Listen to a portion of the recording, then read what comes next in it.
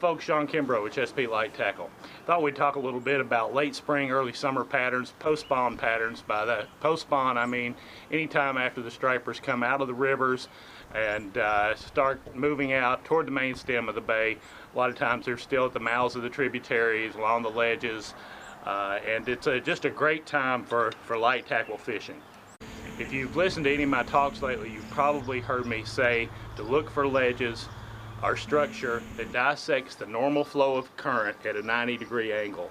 That's especially critical this time of year because the fish, frankly, are pretty hard to catch, especially in May when we have a May worm hatch going on, early June. Sometimes those worms are still hatching out, and it's not easy to catch them. You have to kind of pull out all the stops. And there's no better place to catch them than on those ledges that the current has to flow up to, over, or around.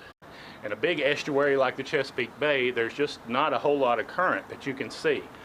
It's there, you just can't always see it. Oh, you can see it at places like in the narrows and around the bridges and places like that, but you don't always see it in other places like in the main channel. It's there though, and that's why you have to look for those 90-degree angles. Look for that ledge that sweeps around and that current has to flow over and up and around.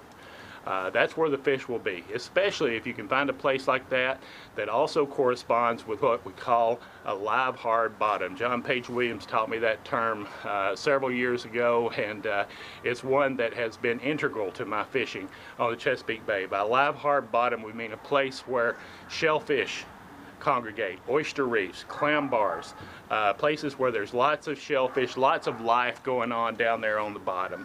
That brings in the little crabs and little bait fish, and then it brings in the bigger bait fish, and then that brings in the bigger fish, and that's where the fish are. So if you can find that 90-degree angle, or as close as you can get to a 90-degree angle, and a shellfish bar, you've got a good fishing spot.